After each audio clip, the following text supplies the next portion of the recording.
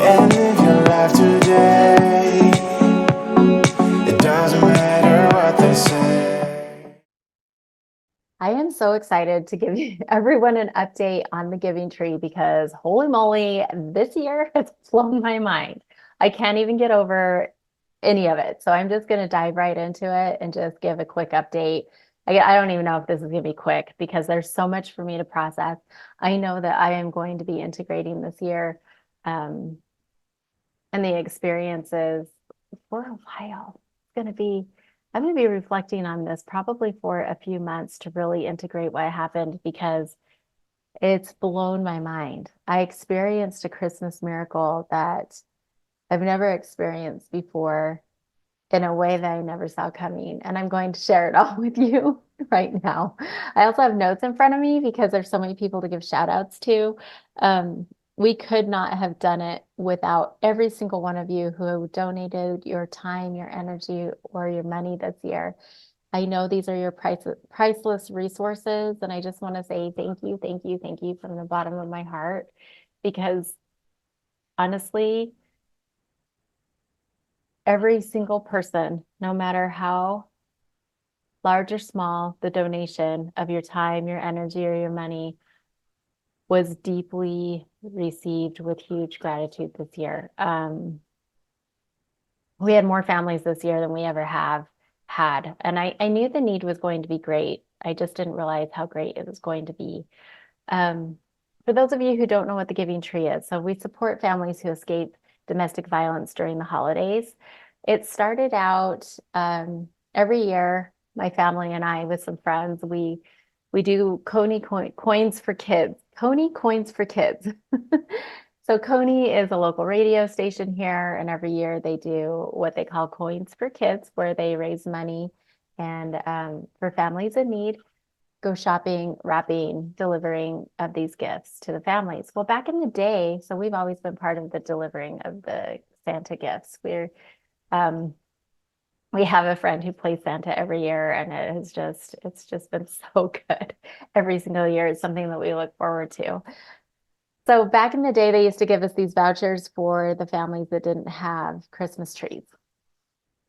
And now, it's just grown. The need is so great that they don't do that anymore. So what we started to do with the Giving Tree is we started to do that whenever we saw that there were families that we were delivering to, we would ask that didn't have a tree, we would ask if they would like one. Well, this is when we connected with Bayless Trees. Bayless Trees is an amazing, I think it's the only live Christmas tree lot now in southern Utah. Um, I call them boys, the Bayless boys, because they're still boys to me, even though they may not be now. But we started to get our live Christmas trees from them back in the day when it was a side hustle for them as they were in high school. And now they're older and it's actually like a business for them now, where they provide live Christmas trees for people. Well, they heard what we were doing for the Giving Tree and they actually wanted to be part of it. So for the last few years, they've been part of the Giving Tree and they donate trees to families that we support. So what we do, it's grown. We have a small group of us that have started to work with the local county sheriff's office and their victims advocate and some of the people that they may know that could use our help. And it has just been awesome. It's just been awesome in so many ways because they're the ones that actually are in it. They're in it with those who have recently fled or escaped domestic violence. So they know exactly what the needs are of some of these families. It has grown. We're starting to get a name for ourselves, and I didn't quite realize that we were getting this name for ourselves. And so we had a lot of people just come out of the woodwork this year asking to help and serve and support our cause, support our organization and what we do. And it's just been so crazy cool to witness this and to just be part of it. And I just want to say thank you to all the people who have reached out. Thank you again to all the people who have donated. Um, and thank you so much to those who have adopted families, even. So this year we had five families.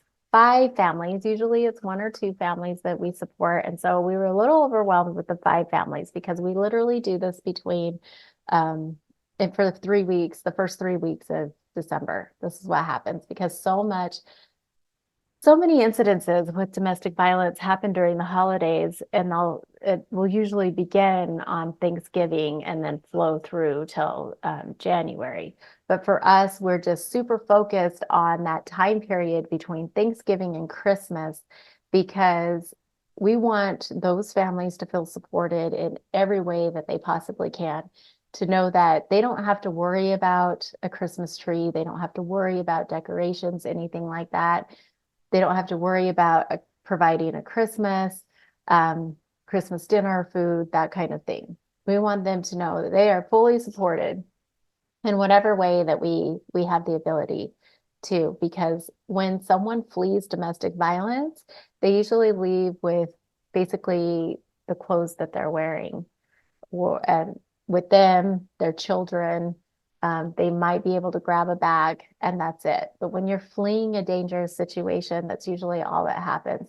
And then if you're lucky enough, you end up with family or friends that you can be with, or even a shelter or something like that. So this is domestic violence actually happens in all classes of people, all societal classes, all financial situations, every situation.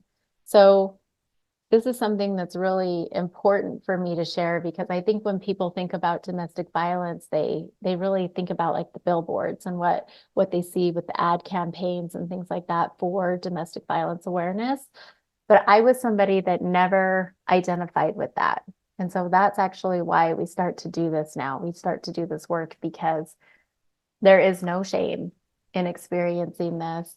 And we just want people to feel empowered. And when they have finally done this, when they have finally taken the leap to leave a situation that might be dangerous to them or to their children. So we had five families, and they all ranged from being in the emergency shelter to being with family or friends or something like that. And a lot of them actually were alone this year too. So we had I can't even tell you how many babies. There was lots of babies here. In fact, even one baby was born during the giving tree. Um, she went into labor because of what she experienced, but this beautiful baby was born, and we were able to help support her in this so that she um, didn't have, even more so, didn't have to worry about Christmas, didn't have to worry about going and buying diapers, getting a car seat, all of those things. We were able to support her in ways that I never thought possible. So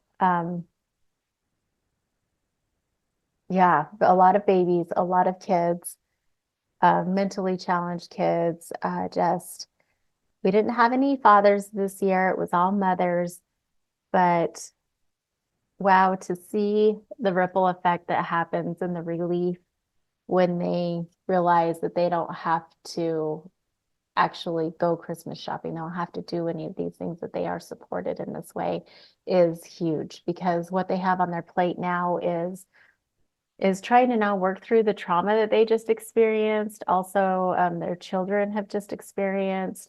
There's court dates, there's attorney dates. I mean, there's so much that happens during this time. Even sometimes doctor appointments, um, that it's hard to put into words when they don't have to worry about the added stress of the holidays on top of it. So for anyone who's been in this situation, you know what I'm talking about, you know what I mean. So I'd like to give special shout outs to Tom and Mary Dayton, and Micah and Hannah Fye, and Jeff and Becca Leach, because what happened here is usually we rally, at right after Thanksgiving for trees and decorations, and then it's a little bit before Christmas that we actually deliver everything else. But with this situation of someone going into labor, man, we had stuff there to her within 24 hours. So I just want to say thank you to all of them for going and getting the car seat, for raising the funds, getting the extra diapers and wipes and things like that so that she felt comfortable enough to be able to bring home this baby. It's just so, I just, I just can't. It's hard for me because I don't have a lot of words. I just have all the feels, but just know that that was huge for her as a mother. Also, I'd like to give a special shout out to Ricky Phillips and her family for adopting one of these families. They came through in ways that we've never been able to come through before. And I thank you, thank you, thank you for all that you did for that family this year. I'd also like to thank Ashley Shelley and her family. They were also able to adopt a family, and wow, like those needs changed. They actually changed and shifted from the time they said yes to when it was actually Christmas time. So I wanted to say thank you so much for you and your family and for everything that you've done for the family that was in need. Ashley has been part of the Giving Tree for a while now, a few years now, her and her family. But this year she wanted to do something special. She wanted to donate her services, which I thought was amazing because she is the most talented hairstylist. I absolutely love her. She's so kind-hearted and she really knows how to pamper someone and make them feel beautiful when they're in her salon.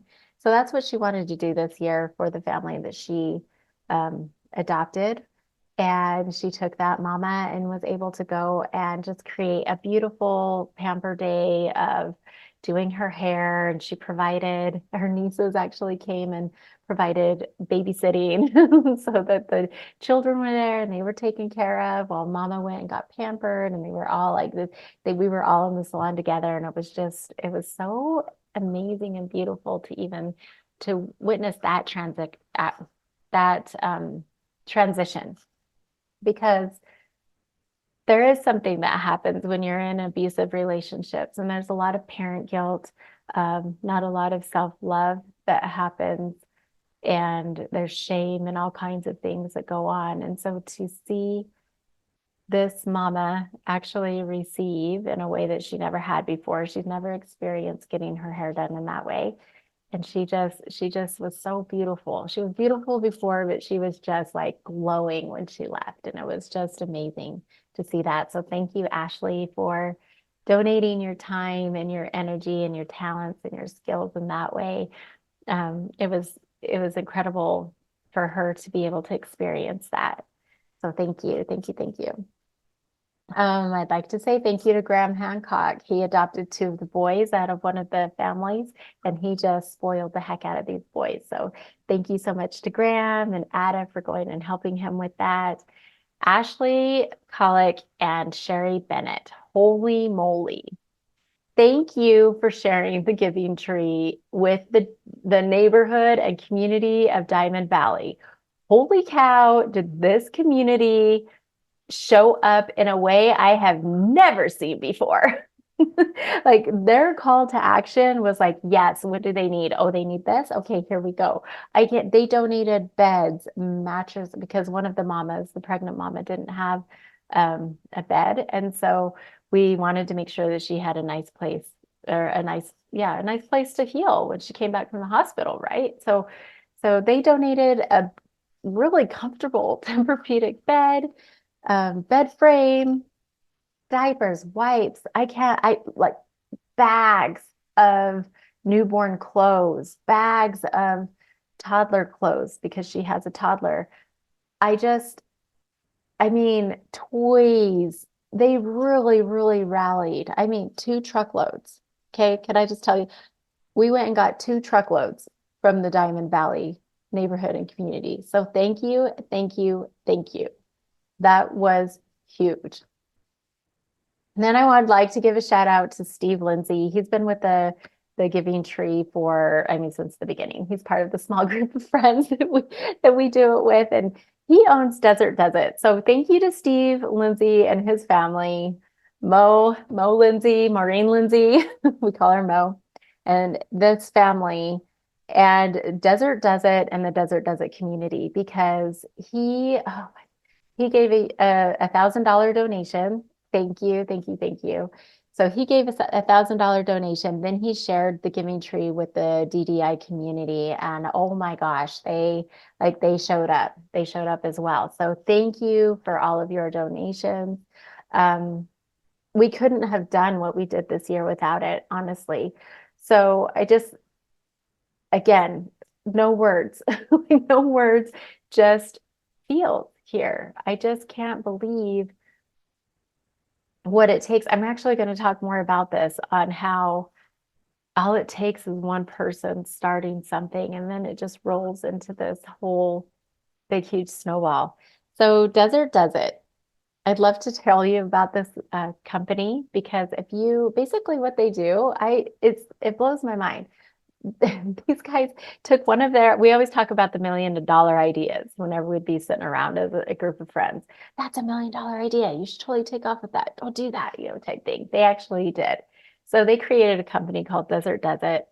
And if you're not comfortable in your seats, they provide parts and pieces. And I'm saying your seats like when you're in your vehicle, when you're out on a ride, when you're in a regular vehicle, they provide parts and pieces to 100% get comfortable in your seat. And the second part is to get organized. So get comfortable, get organized are their taglines. I actually have, they're called seat jackers in my FJ. It's the only way I'm able to drive the FJ because what it did is it boosted my seat up. I can see and it's comfortable. It's a comfortable ride. So I can see up and over all the blind spots in my FJ. So go check it out. I'll put their information here so that you can go check them out. But thank you so much for your donation. Thank you for sharing it with your community. And thank you so much, DDI family, for contributing and rallying to the cause too. Thank you, thank you, thank you. Another shout out to Carrie Stewart. So she's somebody that just reached out to me, totally complete stranger, reached out to me, asked me how she could help. I would not have been able to do this. None of us would have been able to do this without your help, your family's help for going shopping for us at that last minute, for the last minute family. She is so open-hearted and so just family oriented. And she just felt the call. She contacted me, and without her, I wouldn't have been able to experience the Christmas miracle that I'm going to share with you here in just a minute. Aubrey Sullivan. I don't have words, actually. I'm going to get emotional. I don't have words for the call to action. Yeah, I'm going to get emotional. The call to action that you felt and did with your community and your network, because that truly was what created the Christmas miracle that I'm getting ready to share. Thank you for doing that. Thank you to your network and to everyone who was involved in that. So near and dear to my heart. And then again, just everyone who donated, on just a global level. The Giving Tree received donations from people around the world. So thank you, thank you, thank you. I know it's only going to get bigger from here. So thank you for hearing the call. So this Christmas miracle. Yeah, I'm probably gonna get emotional to this whole thing because this Christmas miracle. So most of you know that I am an advanced spiral practitioner, and the things that I teach are getting out of your own way, releasing limiting beliefs and stories on a deep emotional level, on an embodiment level. I talk a lot about intention and prayer and law of attraction and all that kind of stuff. So I'm going to tell you the story and then I'll share with you how I just went, wow, I literally saw the tangible evidence, because I'm also somebody that really enjoys referring to science, because science is the tangible evidence of spirituality. So we had a family. We had a family that was last minute. a family that had just fled domestic violence, a really violent situation. And the victim's advocate reached out while we were gone out of the country. And she said, I have another family. This is what's happening. This is what they need. There's 4 children, da da da da, all this stuff. And I didn't know how we were going to do it. I didn't know how we were going to do it because we were in such a time crunch. We didn't have enough people to really do the service work that was needed, like the shopping and gathering of things. And Carrie Stewart had reached out to me and she just like, how can I help? She had something that she had donated. She had a bunch of things that she donated for one of the needs of one of the families. And when I went to go pick it up, she said, can I help? Like, what do you need? And I said, yes, yes, I need your help. Derek and I were both like, yes, we need your help. We need someone to go shopping. We have this other family. There's 4 children. They have a long list of needs that are gently used items that we're looking for, all kinds of stuff. So we were just kind of rallying together. And she felt the call to put it out to her network. I don't know if it was a Facebook group, I'm not exactly sure, but she put it out to her community and her network. And she said, here's the list of our needs. We were really looking for a Christmas tree stand at this point. A lot of the stores didn't have them anymore. We were getting ready to deliver the Christmas tree that night, and we still couldn't find it. So she had asked for a Christmas tree. Is there anybody that has Christmas tree stand that they could donate? Well, this other woman reached out to her and said, I have a Christmas tree stand and some decorations. And she said, great, we're coming to, great, we can come get it. And she goes, but we don't really need the decorations. We just need the stand right now. And she said, nope, you're not getting the stand unless you take the decorations. And I also left out some bags of food to come and pick up. And so we're okay. She was pretty adamant about it. Pretty like, nope, you're not getting the stand unless you take everything else too. And so I go and I pick it up and I drive up, and the situation that I drive up to is one that I can tell that this is a family that's in need. I can tell that they might even be in more need than some of the families that we were supporting. And so I had knocked on the door, and I just wanted to like share my gratitude with this family and just say thank you, thank you, thank you, because this is the true meaning of service, right? Whenever, oh, I'm getting emotional. Whenever you're truly giving, even when you may not have, right? So they didn't answer the door, even though they were home. And I went home, and on the way home, I called Carrie and I said, hey, can you just let them know that thank you? Like, just show them some gratitude. And so she did. And then I felt the call, like I felt guidance that I needed to share this. I needed to share this with people, that it truly touched my heart to see someone else who is in need give what they can. So it was 3 bags of food, a Christmas tree stand, and decorations. Wow, I did not think I was going to cry like this. So yeah, it's super. Now you're seeing the emotions, but um, so I felt like I wanted to share this, and I wanted to share the meaning of Christmas with people on social media. So I made a post. My dear friend and sister, Aubrey Sullivan, she saw the post and she said, hey, she has her own organization. I'll share it below too, so that you can have her information. But she has her own organization where she said, hey, we're supporting families. If we have any money left over, I would love to send a grocery delivery to them. Like, yes, please, that would be great.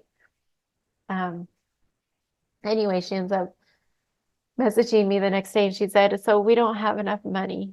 We had to use all of our money for rent, utilities, and things for the families they were supporting. So she said, but I can't get this family out of my mind.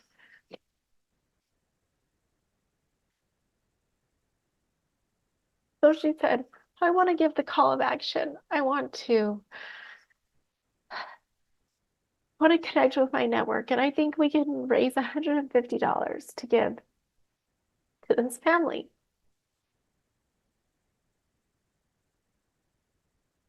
So she did. She put a call to action out to her network and her community and said, hey, let's raise $150. I think we can do it for this family who gave. And she raised over $500 for this family in just a few hours. She sent it all over. She said, hey, this is what we were able to do.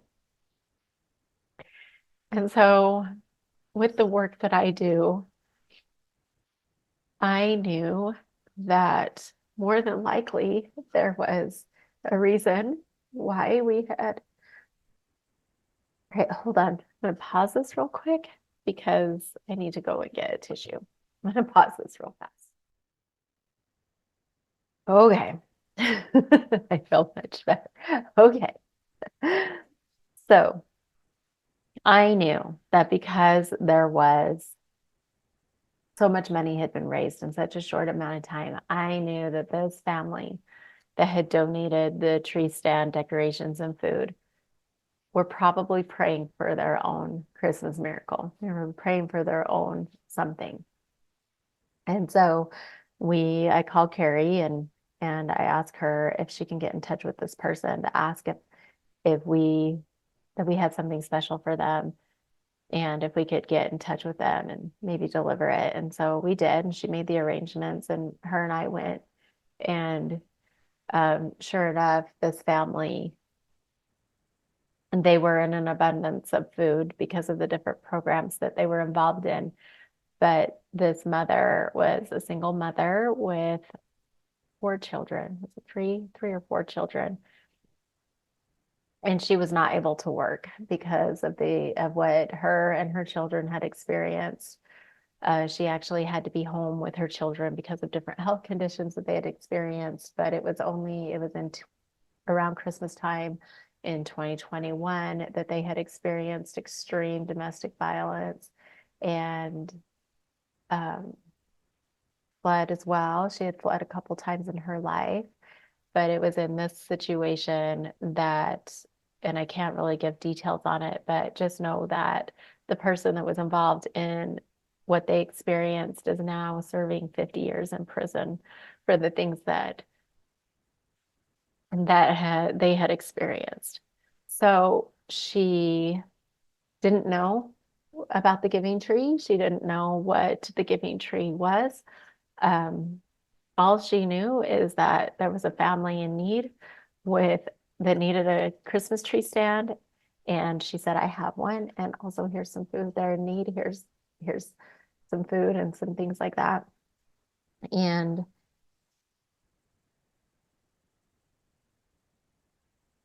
she actually was in need of financial money, like actual money, not a grocery delivery, but actual money to pay her bills.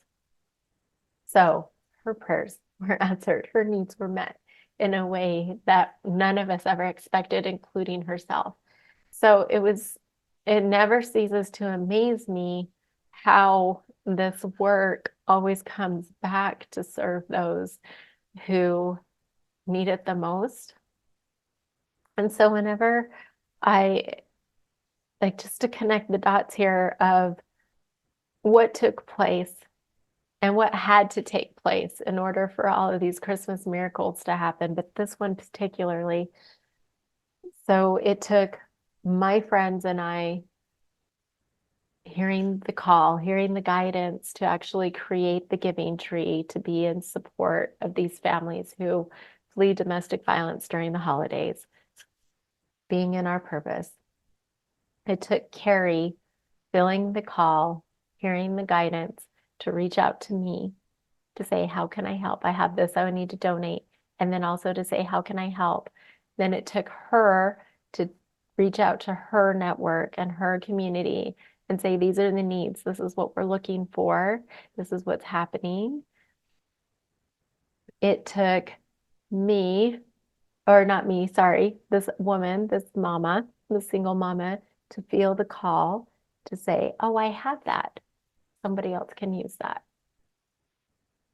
It took me putting it out to my network saying, this is what just happened. Oh my God. Like there were no words. Actually, I didn't have a lot of words. I was just, this is what happened. And wow, what incredible people, what an incredible family. It took my friend Aubrey to listen to her guidance, right? Her call to say, I can't get this family out of my mind. I'm going to share what happened, and this is what we're going to do for that family. And then it took her network and the people who donated to her to feel that call to be the vessel to fulfill this need. Does this make sense? Does this make sense? It literally took all of these things to ignite and to fire off like a domino effect, or like I was sharing this with my spiral clients of it almost reminds me of like the Goonies whenever all of these booby traps and obstacle courses and things like that kind of take, it literally takes every little thing to fire off for then it to come back around to actually fulfill a need, to have a prayer answered, to have a desire met in ways that none of us could ever know. And we were lucky enough to actually be able to connect all these dots and also to actually be able to witness it from the very beginning. Like I feel lucky enough that I was able to witness it from the very beginning to make all of this and come back around to actually here we are now this year helping out ultimately another family who has experienced domestic violence on a level I can't even imagine. And all this family, this woman and her children, that's all they wanted to do was just give back. The whole time I was there, that's all they were asking was like, well, what else do they need? Even the kids, even the kids who were young kids were like, well, what else do these kids need? Do they need our toys? We have our toys. We can give we can give. They just wanted to give. That's all they wanted to do was give. And every single, that's all she said. And her kids were right there with her saying, yeah, but they are so grateful for every single day. And that's all they do is just give to others in need because she said, we're happy. We're happy. This is how we like to live our lives, and this is how we're happy, and we're just grateful for every moment of being free. And to me, that is the true meaning of Christmas, right? That's the true spirit of Christmas, is being able to just be thankful for what you have and being grateful for that. And if somebody else has something that you have, why not give it, right? So to kind of wrap this up, I know I've taken a lot of your time, but there was some things that I learned this year, this holiday season. And it was really beautiful to witness on a tangible level with so many different people, but with this one particularly. And it's being brave enough to be you, being brave enough to live your life in a way that is bigger than you. So in a way that is in purpose. This is living a purposeful life. And it's just being you, which seems to be so hard for people, right? Including myself at times. But it's just being you. Being aware enough to receive the guidance, to receive the messages, to be able to connect to your intuition in ways that you can hear the call, right? You can hear it when we say the call, the pull, the guidance, the whatever it is. So whenever you're able to be brave enough to be yourself, to be free enough to be yourself, and to live a life that's bigger than you, you're aware enough to be able to receive this guidance and connect with your intuition. Be vulnerable enough to actually share now the inspired action of what that is. And it does take vulnerability. That when we're vulnerable and we're asking, saying this is what we're asking for, this is what we're looking for, this is what we're needing, we take that action, then this is when this is where community happens. This is where it takes a village. And I know I hate that cliche. I hate that statement. It's so cheesy to me, but that's exactly what it means. Like, it literally takes all of us firing off on all these levels in order for humanity to come back together and to be one. And it's not just during the Christmas season. It's always doing this. And it's just interesting and fascinating to witness. I have a dear friend, Atonka Ma, and one of the things that she always says is that when we all give, then no one has to take. And she's absolutely right. When we all give, no one has to take. So when we're living a life in purpose that's bigger than who we are, that's bigger than us, and we're free to be us. We're open enough and open-hearted enough and have our protective walls down so that we can actually hear our calls, like we can hear our guidance, we can hear the path and the steps that we're to take. We're vulnerable enough to now take those inspired actions, to take those steps, and to ask other people for help and support. Now we become the vessel. We become the vessel in which all of these things happen, because it wasn't us that did it. It wasn't Carrie that did it. It wasn't Aubrey that did it. It wasn't her people. All of us together were the vessel for which this was to happen for this family. And that, to me, was the tangible evidence. And then to hear that again, so it was really six families that the Giving Tree was able to support with all of your help. So I just want to say thank you again. Thank you to everyone who's involved, to my circle of friends who are so open-hearted and are passionate about this cause, to those who came with me to deliver, to Derek, who is always here with me doing all of this amazing service work.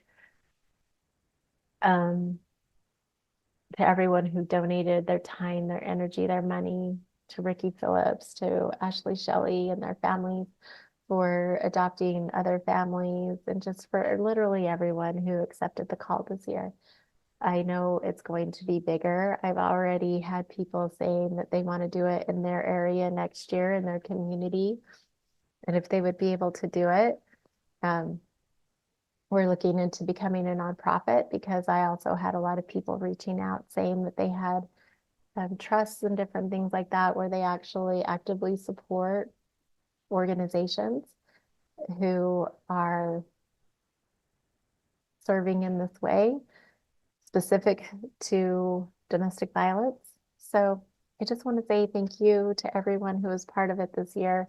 It was so big on so many levels that, like I said, it's going to take me a while to even process and integrate it all. But I wanted to give a quick update so that everyone who was involved could know how much it was appreciated and how far your ripple went. So thank you. Thank you. Thank you. Have an amazing, fabulous rest of the year. And I hope that you had an amazing holiday season. Okay, sending you so much love. Bye. And live your life today.